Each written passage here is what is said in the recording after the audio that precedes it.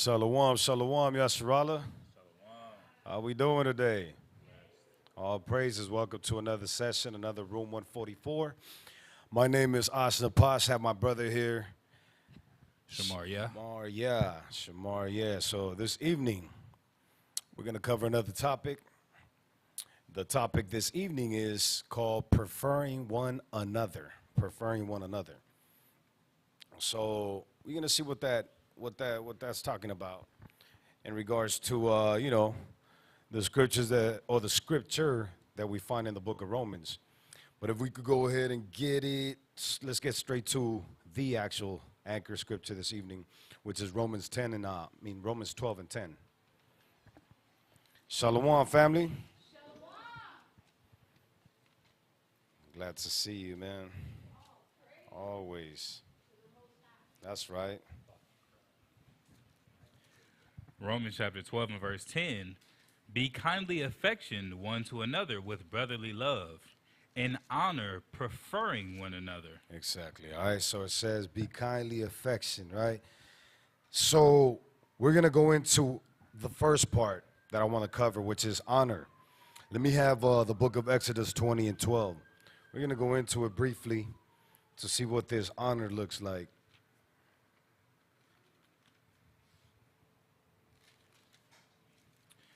Exodus chapter 20 and verse 12. Honor thy father and thy mother, that thy days may be long upon the land which the Lord thy God giveth thee. So look at that right there, right? That's the first commandment in regards to brethren. It says, honor thy father, honor thy parents, that thy life may be what? That thy days may be long upon the land which the Lord thy God giveth thee. That you may have a long life, right? So this is the first commandment after the ones that deal with the Most High, right? And it's letting you know to honor. And honor means to show great respect, esteem, or value for someone, right? So it's telling you that to honor your parents. The parents are the ones that bring you up. Your parents are the ones that birth you, right? Through the blessing of the Most High. So now it's saying, look, once you have life, you must honor, which again, it says show great respect, esteem, or value to these individuals, right? Let's go from there and let's get Sirach 3. Sirach 3 and verse 1. So it says, honor. Honor like love requires action, right? Appropriate attention, obedience, respect, etc. So just like love, it's an action. Honor is an action, but we're going to get into how most of us supposedly honor the Most High. So look at this right here. This is a chapter that talks about, how as children, how you're supposed to deal with your parents. So let's get to it. We're going to read from verse 1 through 8. Sirach chapter 3 and verse 1. Hear me, your father, O children, and do thereafter, that ye may be safe. Listen to what it said right here, right? The Most High is like, look, children, listen. If you want safety, do as I'm instructing you. You go into the book of Proverbs, it tells you the same thing. Listen. Listen to your father, right? In the New Testament, there's a scripture that talks about you showing reverence unto your biological parents. Then it says, how much more not to the Abba that created them and created us, right? So continue on. Verse 2, for the Lord hath given the father honor over the children, and hath confirmed the authority of the mother over the sons. So listen to this right here, because this is going into, and this is the whole point, right, of really understanding what Romans 12 and 10 is talking about. How, where else do you hear this right now? Read that again, or have you heard this before? For the Lord hath given the father honor over the children, and hath confirmed the authority of the mother over the sons. Who has a scripture? Who has a precept for that? 1 Corinthians what? 11, right? The celestial rank. Now we'll go there in a bit. So it's showing you how our forefathers, once you understand these scriptures and once you actually apply them in life, then you're able to navigate and expound on these things that we need to expound with our families, with our spouses, and so forth, right? But one thing is, people got to be ready to take these instructions, right? So it says, for the Lord hath given the father honor over the children and hath confirmed the authority of the mother over the sons. Go ahead. Verse 3, whoso honoreth his father maketh an atonement for his sins. Look at that already from the beginning.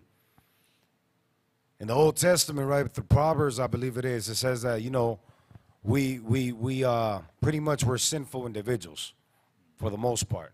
If we don't have these laws, these statutes, not only if we don't have them, but if we're not understanding to apply them correctly, then we in a sinful state. A lot of times we in the state of mind that we think we're actually applying them the way that the Most High requires us, but we're not, right? So again, it all starts at home. So the Most High is saying, look, whoso honoreth his father maketh an atonement for his sins. Imagine how important that is. So just, again, the brother said 1 Corinthians 11, right? The celestial rank, which is the Most High, Yahweh Shai, men, women, the children. That's in everything. Right here is telling you the same thing, but it's going and showing you what are the benefits of that layout. Because a lot of our people have issues with that. You know, children might have issues with the parents running them. The sisters, the women or wives might have an issue with the husband or even their father, you know, being an authority over them. Why? When the Most High said, look, this is the manual for life. If you follow it, the beginning it said, you will find safety in it. We like the danger. As Israelites, we love danger. We love danger, right? So continue on, all right? Verse 4, and he that honoreth his mother is as one that layeth up treasure. So look at that. For our sisters that sometimes feel that they're lesser than, right? No, it's a unit. It's a complete unit from the Most High to the children. Nobody exempt. And when that disconnect happens, then guess what? We're no longer in one accord. So once we're no longer in one accord, then we are destroyed because we're divided. Once we're divided, then you see all the turbulence and chaos that you have within the nation. All the chaos that you see within the congregation when there's issues is because somebody's not lining up to what these scriptures are telling us to do, right? But we're so caught up in our own state of mind and the delusion that we think we're right and everybody else is wrong. How does that make sense? Continue on. So it says, those that honor their father make an atonement for their sins, and those that honor their mother is as if they were laying treasures. Imagine how beautiful that is. That's that wealth. And it's not only celestial wealth, but it also translates to the way we live and the way that we operate. Basically, the blessings in the heavens are a reflection of what we get on earth. But that's why, again, we're at the bottom. We're at the bottom because we look at these things and be like, you know what it is, whatever. And even in this word, right, we might have parents that are not in the word, that are not in the truth. But still, it says honor them. That doesn't mean that you go ahead and, if they tell you to sin, you go ahead and honor that. No, honor them, right? Honor their position. Honor the fact that they brought you to life. Honor the fact that they raised you. Right? And even if that wasn't the case, it still tells you, honor them. Then you have conversations, you know what, my daddy was a deadbeat, I'm cool. Like already that coming out of your mouth? What is it is it acting as an atonement? It's not. Then the cycle repeats itself within that person and their family. Then you wonder why. These scriptures are heavy. If we listen to them, then we're on the safe side, right? Continue on, all right? Verse 5, whoso honoreth his father shall have joy of his own children. There you go, what I was talking about right now. So we want to talk about our father or our mother not being in line, not being in order. But then the Most High is telling you right here, look, those that do so is going to reflect in their kids. Imagine the beautiful structure of being able to have a grandpa, a grandfather, a grandma, or a great-grandmother and a great-grandfather. A lot of us don't see that, and it's sad. And you see the difference. Not that it always is like that, but those that do have those parents and those grandparents in their lives, things are much easier, right? You're able to deal and work with each other, build with each other, you know? You're able to use and survive off of the resources that those generations have been laying down to make it easier for you. That's when you read in the scriptures. That was the whole point. Even when you read, I think it's Deuteronomy 28, right, and 5, I believe it is, not 28 and 5, 25 and 5. The duty, right, that a brother had to his brother, as far as bearing seed if he passed away. It was so that legacy could continue.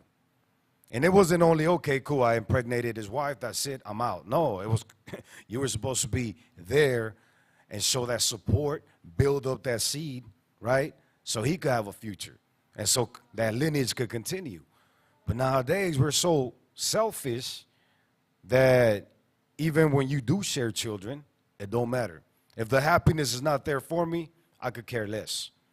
That's a lot of our people, a lot of our women, a lot of our men, you know, and that's not how these things work. It says preferring one another. That means, you know, we'll get into that part in a minute, but no matter what, through thick and thin, that's what it looks like. But going back to this, right, the root of it. So it's letting you know, if you're doing these things with your parents, if your parents are doing these things with the kids, you know, and instructing you, it already said that there's going to be treasures and there's going to be a form of atonement, right? Also, it said that this is going to transfer to your kids. Go ahead. Whoso honoreth his father shall have joy of his own children, and when he maketh his prayer, he shall be heard. So that means if you don't, your prayers are not heard, right? Just like in Proverbs 29, it talks about that. The sinful, no matter how much you pray, Most High is like, I'm not dealing with you. Especially when you know the word and go back to it. Go back to the world. Go back to the vomit. Right. He's like, I'm cool, because now your state of mind is completely confused, which is the equivalent of a mental illness, right? You being confused means that you're mentally ill. You're out here living in a delusional state of mind. So the Most High is saying, look, I will listen to your prayers. Go ahead. Verse 6, he that honoreth his father shall have a long life. And he that is obedient unto the Lord shall be a comfort to his mother. Look at that. It all, man, it's like everybody good. The safety is all within that family, within that household, within that lineage. Every single individual benefits from it. Imagine the harmony in that household, or those households, right? It's beautiful. It's something that a lot of us have never experienced. Why? Because this is not being followed. Continue on. Verse 7, he that feareth the Lord will honor his father and will do service unto his parents as to his masters. Honor thy father and mother, both in word and deed. There we go. That's the key right there, right? We said it was an action, both in word and in deed, because that's what the Most High goes into as well. When you look into, you know, Mark, when you look into Isaiah, it says honor them both in word and in deed. Go ahead. That a blessing may come upon thee from them. You see that? And you could continue on, right? But you get the point. If we don't do that, like if we don't establish, that's the foundation right there. If that foundation is not there, there's a possibility of you getting back and understanding this word, which is most of us, right? But the young ones that we have in here, that have been here since babes, their life should be much easier. Much, much easier. And that's the whole point. You see them. You see how they even conduct themselves here and in public, right? Is different than our other babies out in the world that don't have these instructions, that don't have those parents, you know, being in one accord. And it's sad because it's practically, you know, it's practically what we read in Deuteronomy 28. These are the brothers and sisters that grow up and become Deuteronomy 28, 54, and 56. Hate on each other. have babies and leave their families and go about their own happiness, right? Which is creating more chaos amongst the nation. So let's go from there. Let's get, let me get Isaiah 29, which is what I was talking about right now. Isaiah 29 and 13.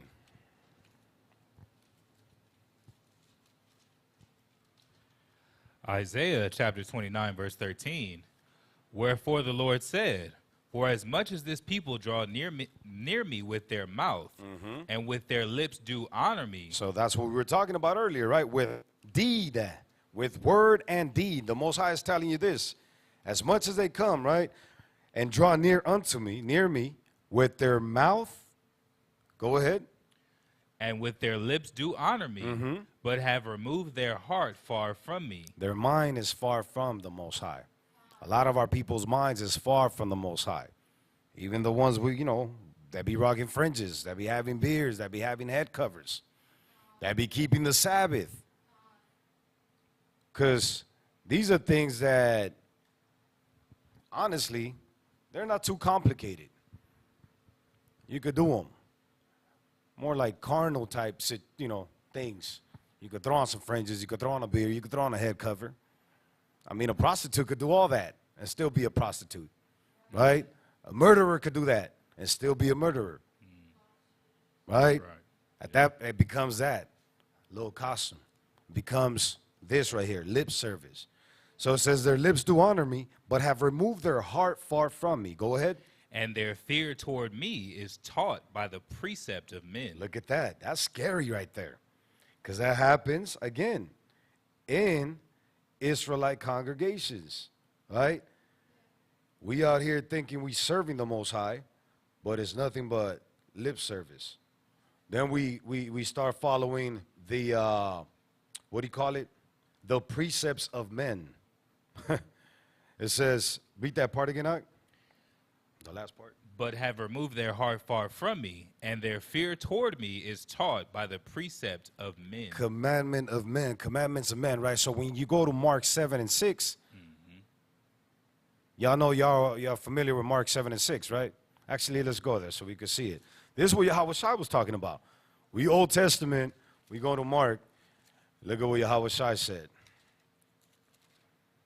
Again, nothing new. From the days of, what do you call it, Isaiah, to the days that the Romans were ruling, Sanhedrin was in power. Nothing had changed. That's why Yahushua was in the scene, letting all the people know. Go ahead and read that. Mark chapter 7 and verse 6. He answered and said unto them, well hath Esaias prophesied. Start at 5. Verse 5. Then the Pharisees and scribes asked him, why walk not thy disciples according to the tradition of the elders, but eat bread with unwashen hands? Look at this, right? These things become more serious to these individuals. Imagine what they're asking. They're asking Yahushua. The Pharisees are asking, right? And the scribes are asking them, why are your disciples going against the orders, our precepts, the precepts of men? Right? Why are they not washing their hands prior to eating? Go ahead. He answered and said unto them, well hath Esaias prophesied of you hypocrites. We just read that. Go ahead. As it is written, this people honoreth me with their lips, but their heart is far from me. It's far from me. Go ahead. Howbeit in vain do they worship me, teaching for doctrines the commandments of men. But doing what? For laying aside the commandment of God, ye hold the tradition of men as the washing of pots and cups, and many other such like things ye do. Many. And you can start saying, all these leaders, all these Pharisees and scribes in this modern day doing the same thing. Tell you know what, that don't matter. This is what's important. So then you go back to, what Isaiah was talking about. The same thing. Thinking that we're honoring the Most High, but we're not. Making our own opinions more important than the Most High's laws, statutes, and commandments, which again are not just to be carnal, but are to be what we go and read about as we continue on with the book of Romans, right? But that part, again, That honor requires a deed, requires an action. Go from there. Let's actually go back to Isaiah and read down to 15. Yeah.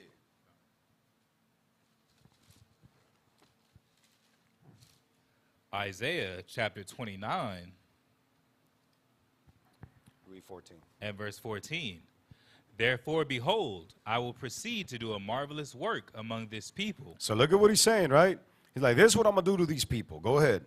even a marvelous work and a wonder. For the wisdom of their wise men shall perish, and the understanding of their prudent men shall be hid. Go ahead.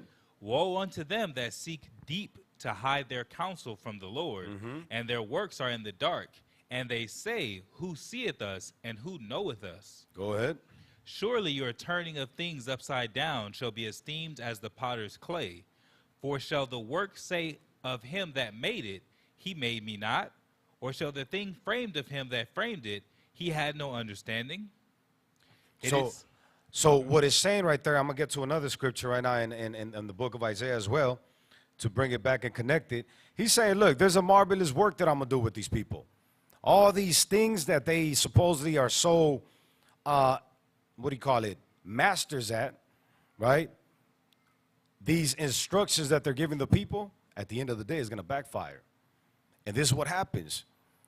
Once these things are exposed, then, it says they're like dumb dogs, right? As dumb dogs, then what do? They also flee. The wicked flee where no man pursueth, right? Because at that point, you have an issue of why people are bringing correction to you. You have an issue of why these precepts and this law, these statutes, these commandments are the things that are presented to you to correct you. But that's what it's telling you. Look, at the end of the day, all these people with so much understanding, supposedly, these prudent men, all of these things are going to disappear. All of these things are going to disappear because all it is lip service. Lip service with no action, right? Let's get, let me get 1 Corinthians. Actually, we don't got to go there. 1 Corinthians, we already know what it is, right? The celestial rank. Let's go to John 5. John 5:19.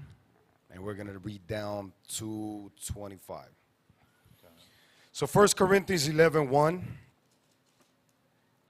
And then verse 3, it tells you that the order is Yahweh, Yahweh Shai, men, and the women, right? And then the children. So there's an honor you got to give. There's an honor you got to render. So now look at what John is talking about. And this is Yahweh Shai speaking. 5:19. John 5:19. Then answered Jesus and said unto them, Verily, verily, I say unto you, the Son can do nothing of himself, but what he seeth the Father do.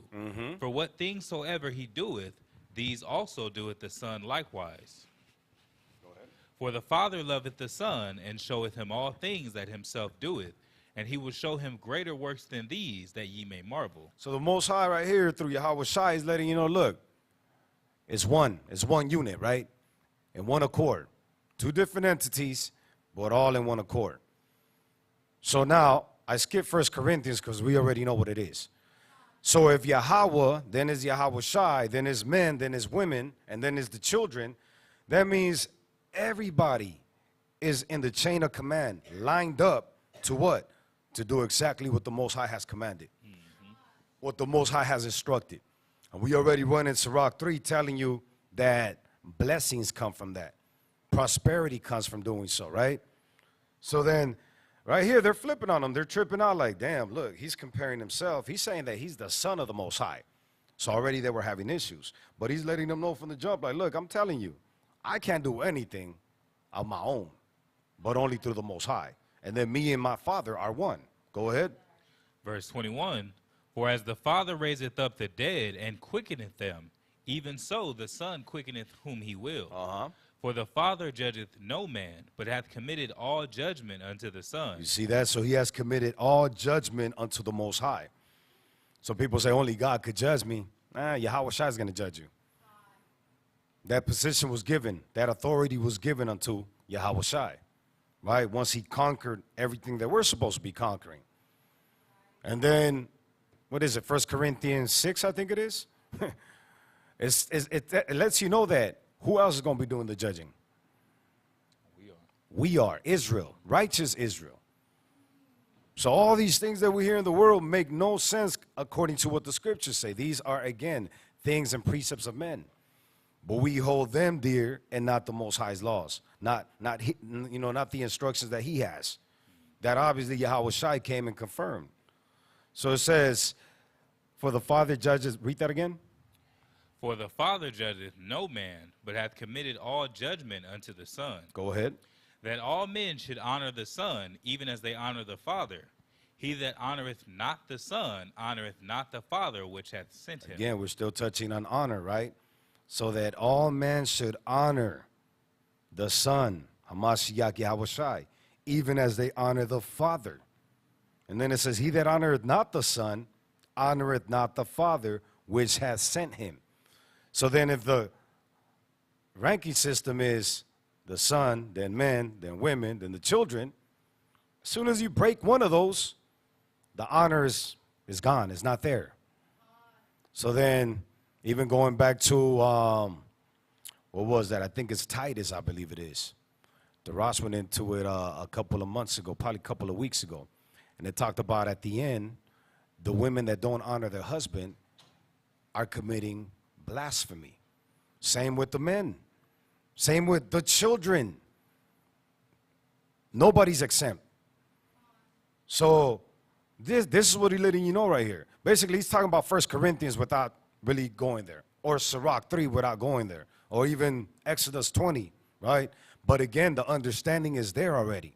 So once you understand these things, no matter what precept you go to, it all connects. There's no, there's a lot of contradiction in the scriptures. No, there's none. There's contradiction in you because you're delusional and you're confused. And you also have an agenda that you want to push, right? To be able to add sin to sin and still feel like there's no fault in you. That's really what it is, because imagine, these are the Pharisees that he's talking to. And the Pharisees are looking at Yahweh Shai as if he is committing the blasphemy. When he's like, nah, I'm letting you know exactly what it is. I'm putting out examples of how all this works, right? But again, so caught up in the commandments of men that they can't see it. Continue on to 25. Verse 24, verily, verily, I say unto you, he that heareth my word and believeth on him that sent me hath everlasting life, and shall not come into condemnation, but is passed from death unto life. Look at that. Sounds similar to what we read in Sirach 3, right? The blessings, the treasures, and the atonement. So it says, but is passed from death unto life. Basically, you pass the test. You understand exactly what the Most High requires of us. You understand what preferring one another really looks like. Go ahead. Verily, verily, I say unto you, the hour is coming, and now is, when the dead shall hear the voice of the Son of God, and they that hear shall live. So what is it, Ezekiel 37? We were in that state of death back in the day, right? Some of us, even now and then, we be flatlining. But he's letting you know, look, when you understand these things, when you understand that from the Most High to the youngest, to that infant, right, that newborn, if we don't line up according to these scriptures, if we don't prefer one another, if we don't honor one another, then that link is broken, and that connection is like the umbilical cord. That lifeline is gone. And instead of life, you're back in the congregation of the dead. It's not too complicated to really understand, but that's really what it's saying, right? When we honor. So it says, going back to read Romans 12 and 10 once more, and then we're going to continue with the preferring side. I hope it's making sense, Israel. So we're going to go back to Romans 12 and 10 and continue with the preferring one another side. Romans chapter 12 and verse 10. Be kindly affectioned one to another with brotherly love, and honor preferring one another.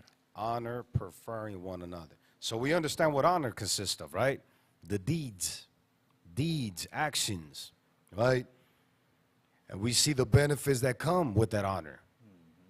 That life, them treasures, them blessings, right?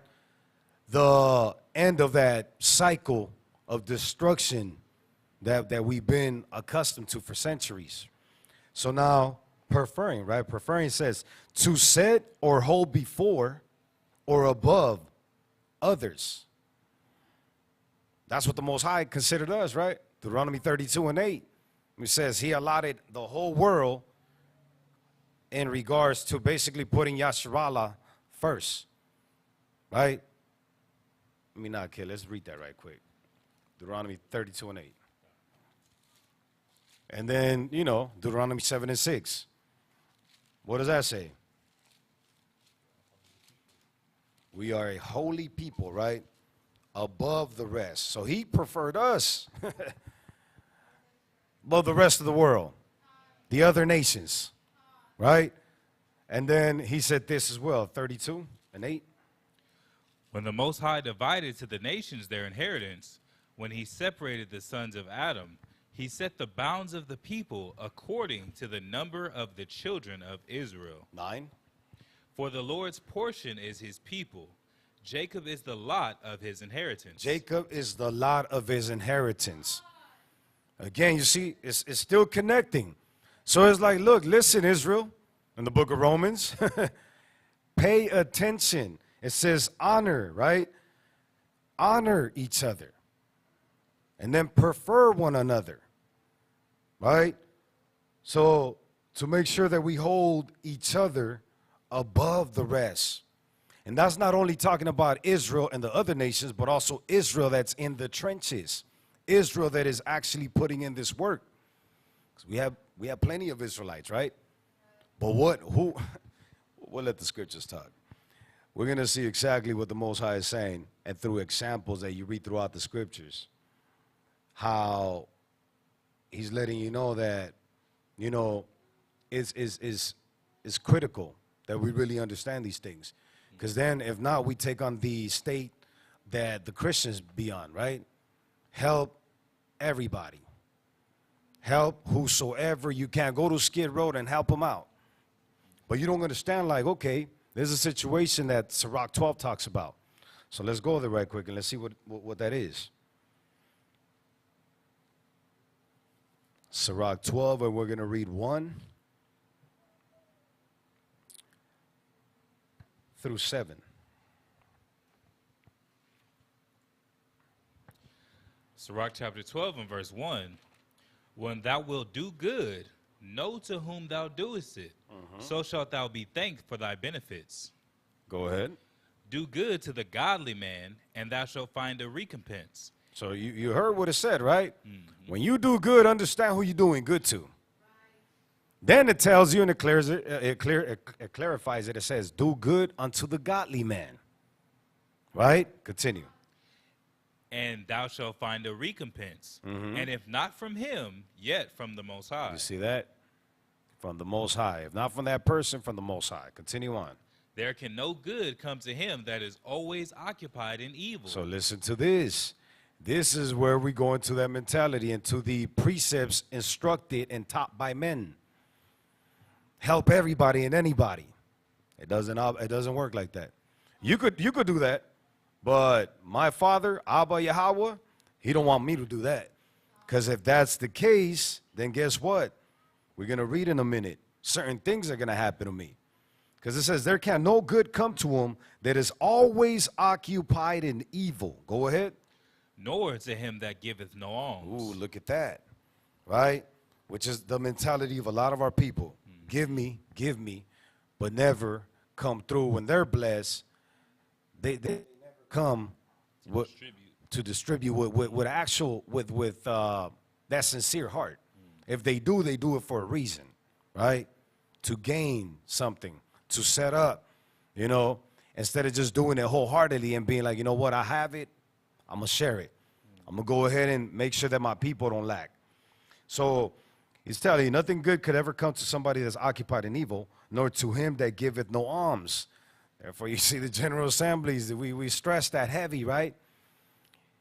And then you in your head think, well, you know what? I only have this much. If I hold it, I'm going to be all right. Not understanding you already breaking that chain. So therefore, at the end of the day, you're going to be in a worse predicament, in a worse situation than what you thought you were going to be if you actually pay those alms. That's how the Most High, again, there is, I mean, that's where your faith is being tested. Right. Not only then, but in a lot of different situations. You might have that sandwich, and your mind's like, you know what, I need the whole thing. But I see my brother hungry. Mess around, you eat the whole thing, end up sick. You know, you could have shared that and probably would have been straight, which the scriptures also talk about in Sirach. It's so many things that, again, preferring one another, right, consist of. But continue on. Let me finish with this. Verse 4, give to the godly man and help not a sinner. Do well unto him that is lowly, but give not to the ungodly. Hold back thy bread and give it not unto him. Man, look at that. That don't sound like church, right? Man. He's telling you, look, hold back thy bread and give it not unto him. Go ahead. Lest he overmaster thee thereby, for else thou shalt receive twice as much evil for all the good that thou shalt have done unto him. Imagine, you gave him probably your last.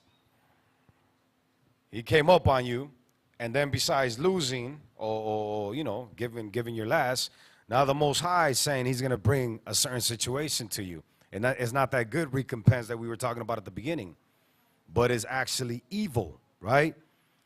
Twice as much evil for all the good thou shalt have done unto him. Go ahead. For the Most High hateth sinners, and will repay vengeance unto the ungodly, and keepeth them against the mighty day of their punishment. Again, if people are in that situation, you got to look at it. Because there's a difference between the godly going through a situation, going through a test, going through a hard time.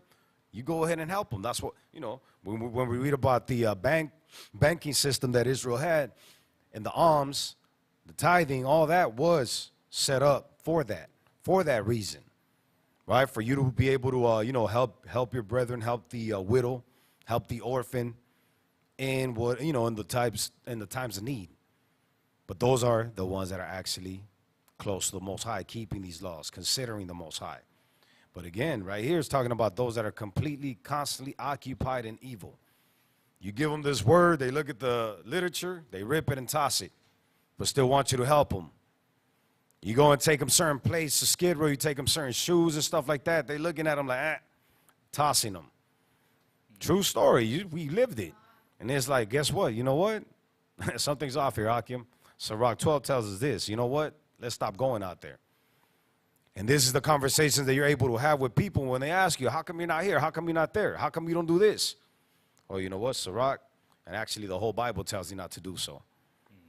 The word, the help that I could give you is this word. That's what the Most High says, you know, in the scriptures, that look, a man shall not live off of bread alone. Not that carnal bread, but off of this, right? So you read 7. Verse 7, give unto the good and help not the sinner. So let's get an example of this right here. Let's go to Tobit to see how our people understood these things. And yep, 2 and 2. And all throughout the Bible, you're going to see that. Our people that were on point, they were looking out for each other. Even when the test came our way, right? For example, Ananias and all the situations in the Maccabees. It's like, look, you'll have a good relationship with the king. All you got to do is show the people that eating this abominable meal, you know, is all good. He's like, man, I'd rather choose death. I'd rather die instead of, you know, being a bad example unto my people. So it goes both ways, right? But again, you look at this brother right here, and this is a prime example of what we read in Sirach 3, of what it is to raise up a child, and also the seed, that kid, daughter or son, to be in full compliance to his parents. That's what you read about in the book of Tobit. Tobit is a good example of all of that. from, raising up the kid, from looking out for his brethren, preferring one another, right? Always putting his life on the line for Israel. You read it in the book of Tobit. Making sure that everything was in order. Even when Tobit took that mission, he made sure that somebody that was of good report was with him, that went along with him. When he went and got his, his daughter-in-law, it's like, look, as long as you're in order with the Most High, everything's going to work out. I mean, everything from his wife, his sons, and the company that he had around him, right? But look at what it says in Tobit 2 when he came back. Tobit 2:2. And when I saw abundance of meat, I said to my son, go and bring what poor man soever thou shalt find out of our brethren. Out of our brethren, right? Preferring one another, preferring ourselves. Go ahead. Who is mindful of the Lord. And lo, I tarry for thee. You see that? That's Sirach 12 right there. That's also going back to Romans, 12 and 10. Right? So this is what that looks like. Let me get Sirach 4 and 22. And again, once we really connect with these scriptures, then we're able to understand and filter through the BS that sometimes, or actually a lot of times, is presented to us from our own brethren, right? Within the church of the Most High, or within the congregation. Look at what it says right here. Sirach chapter 4 and verse 22. Accept no person against thy soul, and let not the reverence of any man cause thee to fall. That sounds confusing now then, right? I thought we were supposed to prefer one another and look out for one another. But again, once we understand what Sirach is talking about, helping the godly, right? Then you're able to understand what he's telling you right here. Do not place anybody, right? Any person against your own soul. And let not reverence of any man cause thee to fall. How do you understand that? The only way to understand that and the way to be able to operate through those situations is really being locked in and having a relationship with the Most High. But if we're only showing up every now and then, and when we do show up, we don't pay attention, or maybe we do take notes but don't go back and don't apply the things that the Most High is telling us. Imagine you have a bad relationship with your parents, but you just read in Sirach 3 that you must honor your parents. But you're not trying to do anything to fix that situation, or within your house or within your relationship. Not only with the spouses, right, but also with your brethren, with your sisters, with your actual brothers, right, your siblings, all of that. Then you're doing what it says right here. You allowing these individuals to pretty much put your salvation in jeopardy. And not so much them, you're allowing yourself. You are the cause of it at the end, right? Because it says, don't add sin unto sin. You go ahead and make peace. You go ahead and correct the situation. If you gain a brother, if they rock with you, then cool, you gained a brother. If they don't, guess what? You did your part. And since you did your part, guess what? That blood is off your hands now, right? So again, we cannot allow any individual to jeopardize our mission, which is, trying to obtain that salvation, right? Continue on up. Verse 23, and refrain not to speak when there is occasion to do good, and hide not thy wisdom in her beauty. For by speech wisdom shall be known, and learning by the word of the tongue. Look at that again. So it's not saying just blabber away whenever you get the opportunity. It says, no, when there's an opportunity for you to actually come through and show that wisdom, then do so. When you're able to correct, then do so.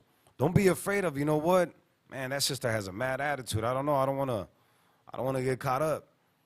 Or whatever the situation might be. Nah, look, since you have that wisdom, is mandatory that you go ahead and speak on it, that you come through and walk with light, with wisdom to those that are without, right? Go ahead. Verse 25, in no wise speak against the truth, but be abashed of the error of thine ignorance. Be not ashamed to confess thy sins, and force not the course of the river. Look at that, right? So I'm going to go back to 25. It says, in no wise speak against the truth. In no wise. No matter what the situation may be. You also got to use wisdom, though. You don't have to be, all public about certain things. You could pull somebody to the side and correct them or have that conversation, right? But it says, in no wise hide the truth.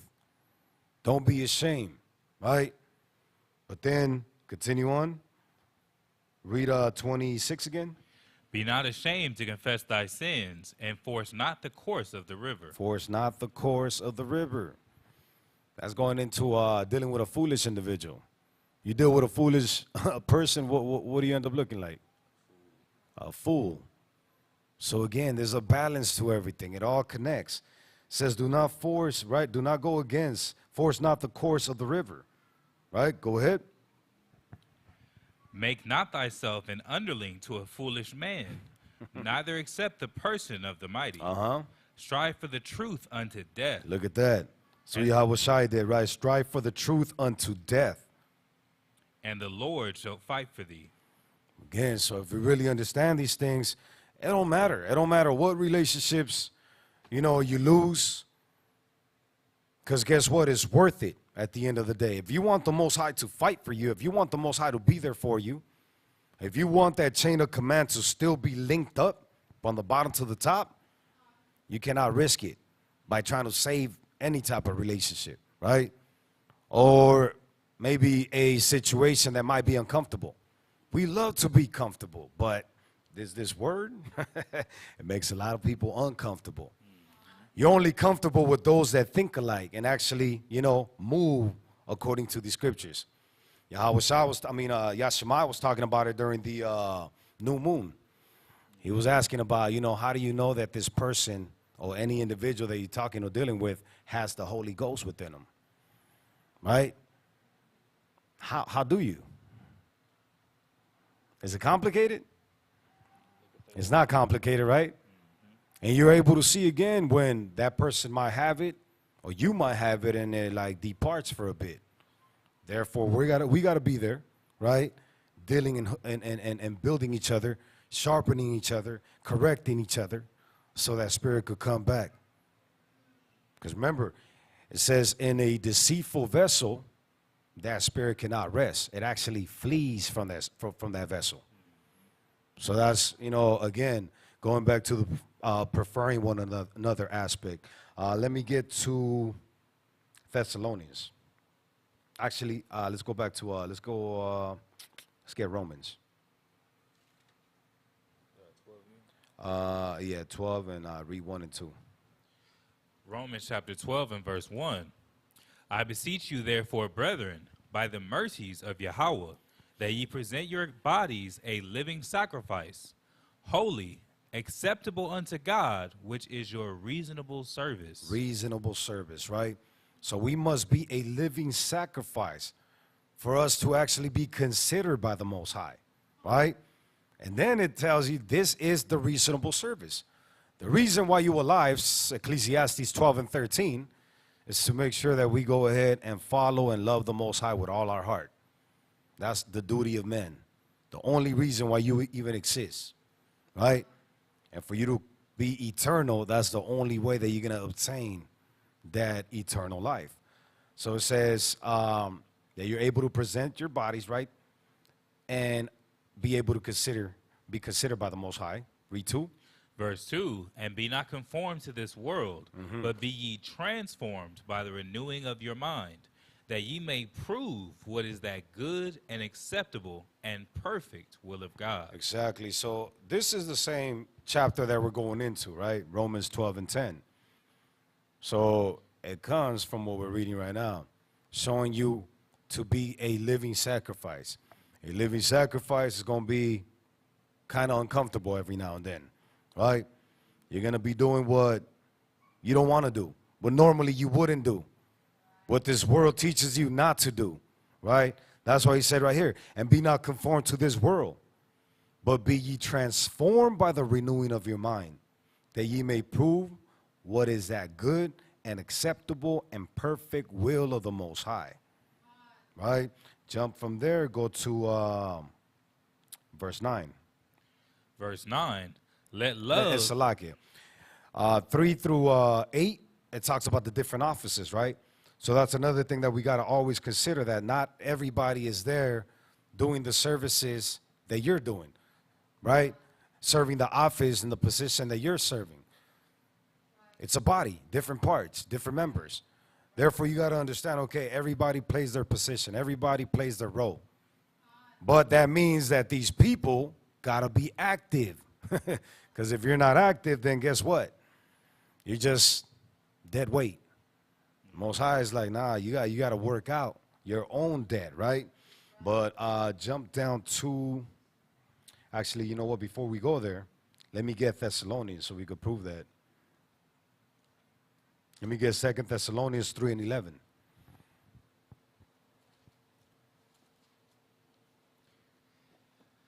Second Thessalonians chapter 3, verse 11. For we hear that there are some which walk among you disorderly. You hear that, right? So he's letting them know, look, we know that there's some Israelites among you that walk disorderly. Go ahead. Working not at all, but are busybodies. Working not at all. A lot of times, not a lot of times, all the time, these are the people that bring the most issues. These are the people that present the confusion to the body, right?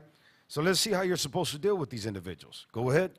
Now them that are such we command and exhort by our Lord Yahweh Shai, that with quietness they work and eat their own bread. So when that's the case, when you're the busybody and the correction comes, you cannot be upset at that, right? Also, when you see busybodies, then you or us, we must do this. We must come through and correct them and let them know, look, the way you're conducting yourself, the way you're operating right now, it's not of the Most High. It's not of Christ.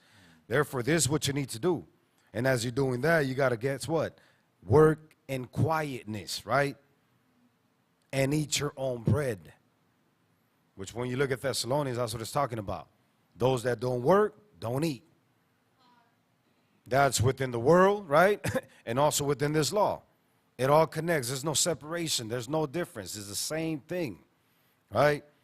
So you got to let them know, look, do your work with quietness and eat your own bread.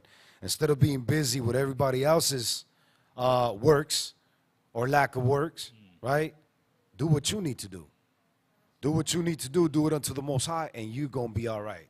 The Most High is going to take care of everybody, right? Continue on. But ye brethren, be not weary in well-doing. So he's letting us know, look, those that actually are putting in work, continue to put in work. Don't focus on, you know what? Man, I got so many burdens. This person, that person's not doing anything. And you start flipping on that, tripping out on that, focusing on that, instead of doing what he's telling you right here. Be not weary in well-doing. Continue to do your works. Because then all that's going to happen is going to be a bunch of people that are complaining, murmuring, and the works don't go forth. Right? Go ahead. Verse 14, and if any man obey not our word by this epistle, note that man, and have no company with him. Some company? Have no company with him, that he may be ashamed. Kind of like Sirach 12, right? Different levels, different layers to it. But it's letting you know the same thing. Look, if this individual, after you correct them, he don't want to obey this epistle, note that person and have no company with him, that he may be ashamed. Therefore, when you see judgment go forth within the congregation, it don't make sense to some people. But why? But why? Because they were busybodies. The Most High said any busybody that's not actually contributing to the works, but actually bringing chaos, after the second admonition, reject. A lot of times it's more than 2, right? Mercy is granted. The body works with them. The body works with each other, right? But it comes to a point where, guess what? That cancer needs to be removed. We need to prefer one another. Again, the preferring side of things is those that are working and handling the works of the Most High in an honest fashion. right? We finish it up, Buck. Then he Verse- brings it back and gives you that balance again, right? Verse 15, yet count him not as an enemy, but admonish him as a brother. Exactly. But you know what happens a lot of the times? Those people that are being admonished, they feel as you're coming to them or at them as enemies. Why? Because that disconnect is there. That confusion, that mental illness is there.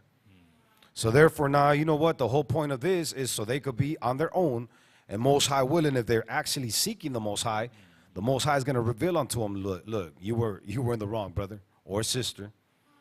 All you need to do is Jeremiah 3:13, right? Acknowledge thy sins, repent, and go back and make peace and do better. Don't fall back to what you just came from right now. And then it says, the Most High will grant you that mercy. The congregation will grant you that mercy. Your brothers, your sisters will grant you that mercy. It's not that complicated. But a lot of our people, they rather run, right, than face not so much the consequences, but if you really, analyze it, the benefits. The benefits of being within that body, of being corrected, of always being, instructed, taking counsel. So you could make, better decisions in the future. Let's get 2 Thessalonians 2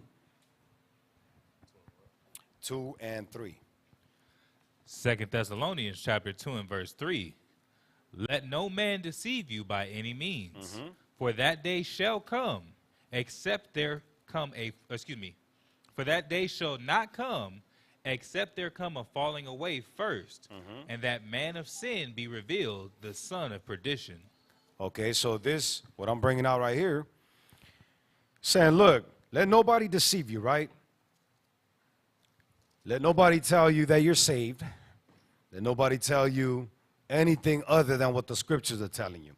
Because then it says, for that day shall not come, except there come a falling away first. And that the what? Except that there come a falling away first, and that the man of sin be revealed, the son of perdition. The son of perdition. The son of perdition is not the son of the Most High. So that delusion kicks in, and we start living and operating according to the son of perdition. Which, who's the son of perdition? Who represents the son of perdition in this Babylon, in this modern, exactly, Esau. So the ways that Esau gives you to operate under, these are the things that we start following.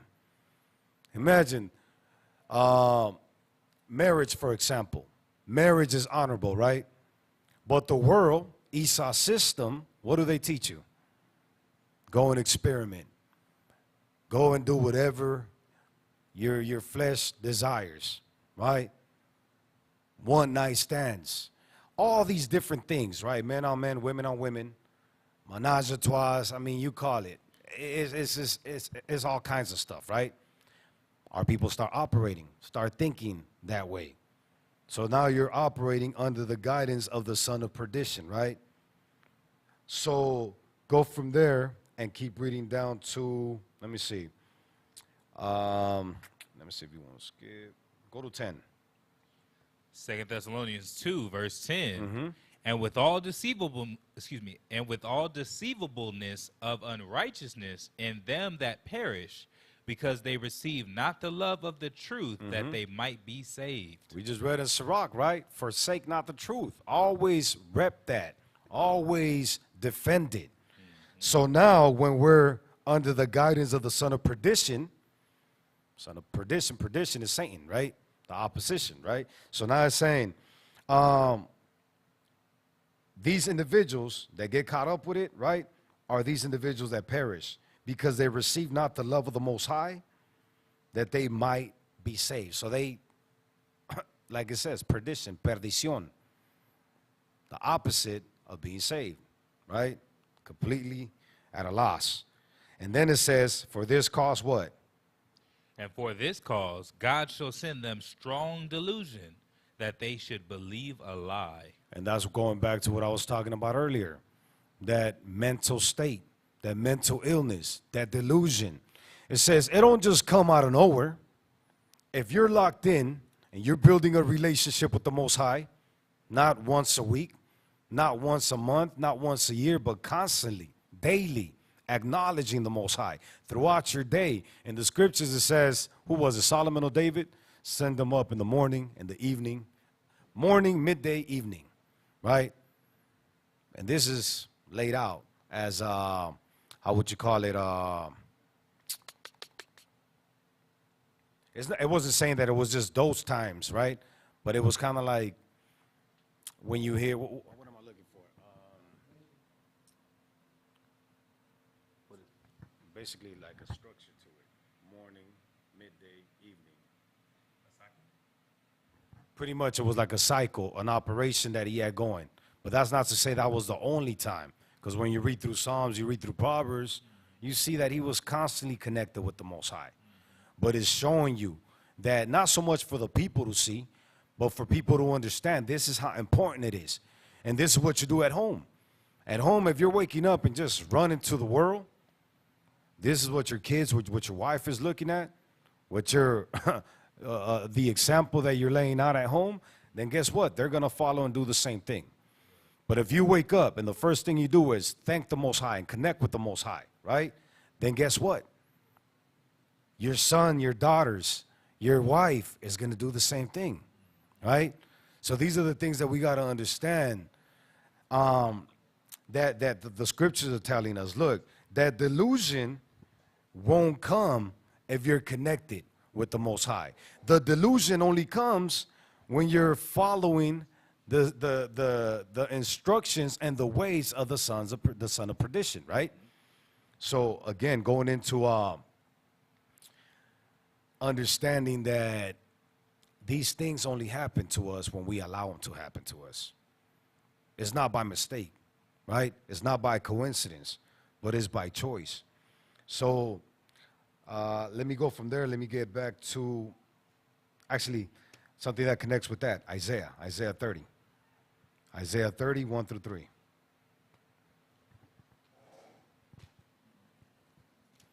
And the reason why I'm bringing this out is to understand if you're on the other side, Lord forbid, but if you are, and things don't make sense, although brothers and sisters are pulling the scriptures out, guess what?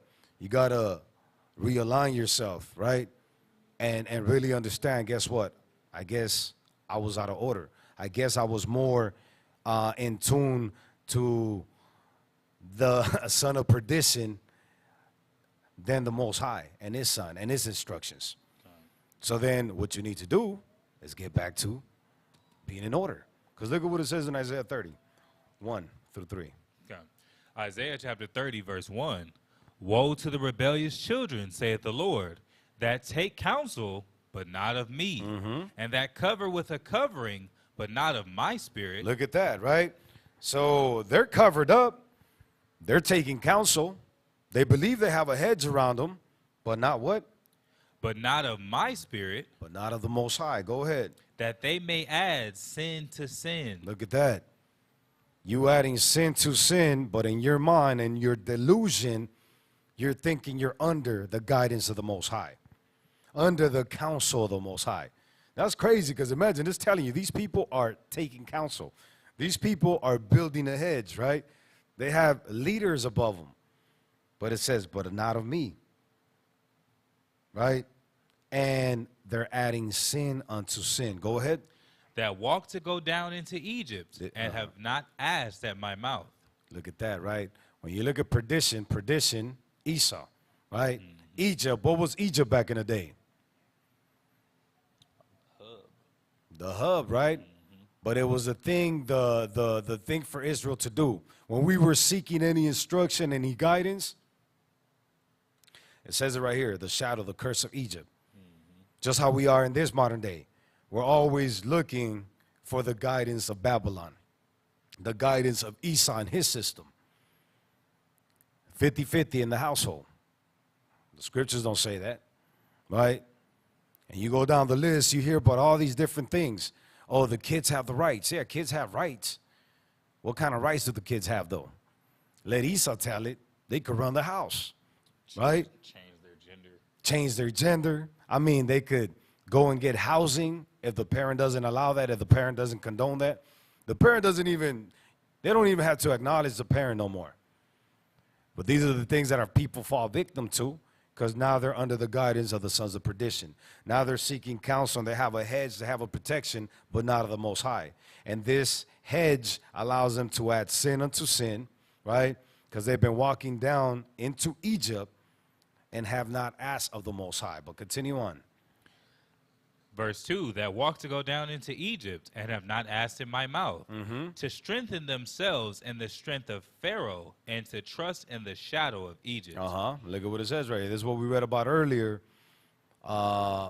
in talking about the elders and their precepts and their ways of instruction, how it was going to bite them at the end of the day. It says right here, look, therefore, go ahead, verse 3. Therefore shall the strength of Pharaoh be your shame, and the trust in the shadow of Egypt your confusion. Your confusion, that delusion again. So no matter what era, what generation you're living in, it's the same thing. When you don't trust the Most High and you trust the powers that be, right? In the past it was Egypt. In modern day it is spiritual Egypt, Babylon, Sodom, and Gomorrah, all of those, right? The same outcome is what you're going to experience, which says right here, the confusion. That's why in Daniel says, but to us, the confusion of faces. Instead of following the instructions of the Most High, honoring our parents, preferring to look out for one another, we do the complete opposite. You got our men out here with Edomite women acting like they're trophy wives, like it's actually something of value when the scriptures tell you, man, you're out here polluting the holy seed. You're out here going against what the Most High has been telling you to handle and do and operate as, right? Operate under. So let's get back to Romans, and we're going to read through it.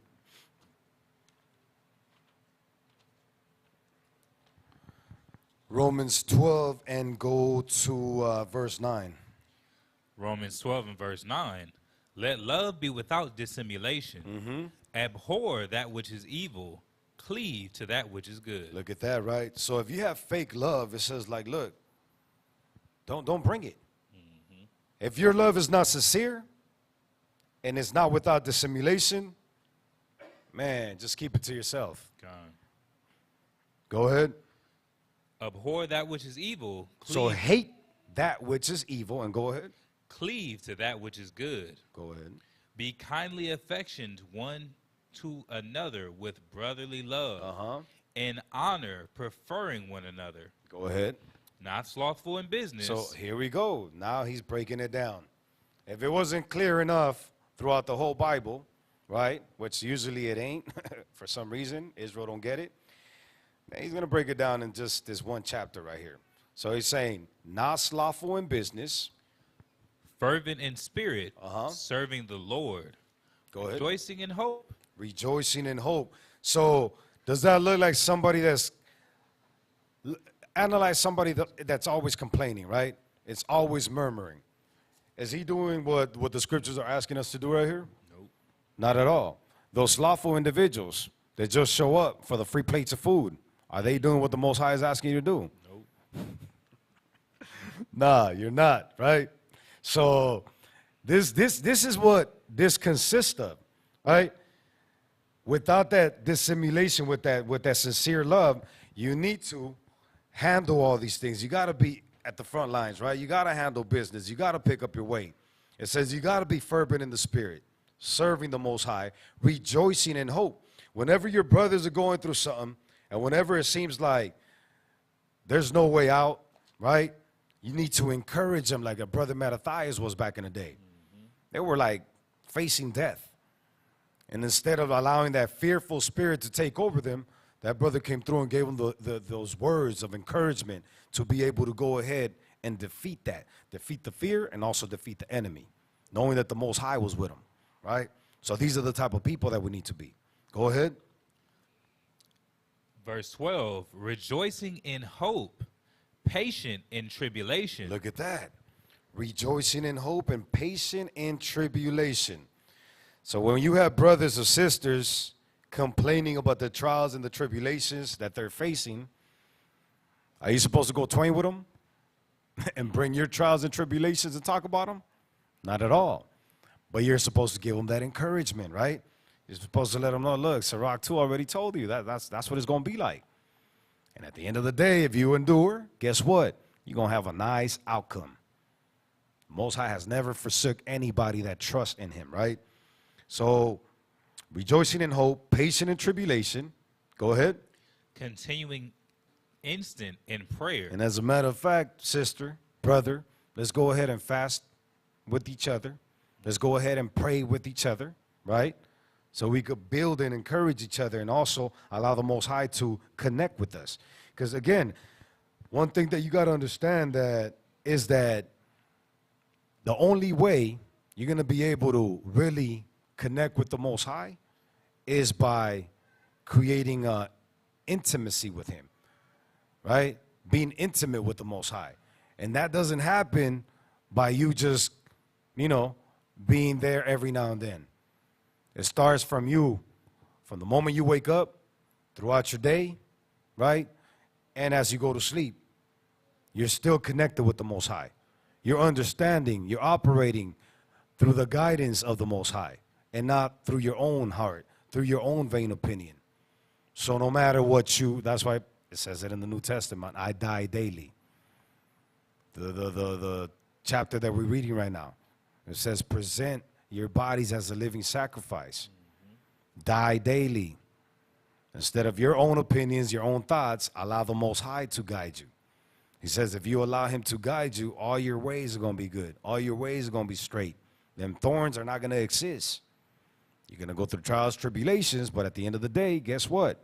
These are going to be lessons that you're going to put, right, in your experience and be able to operate in a better way the next time they present themselves.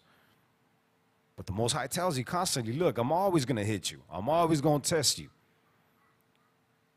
You should not be failing the test that you had 2 years ago, 3 years down the line, right?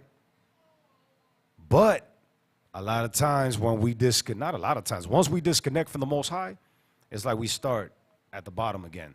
And it's difficult. It's difficult for you to, get back on point, right? Get back to that state that you were probably for 5 years consecutively.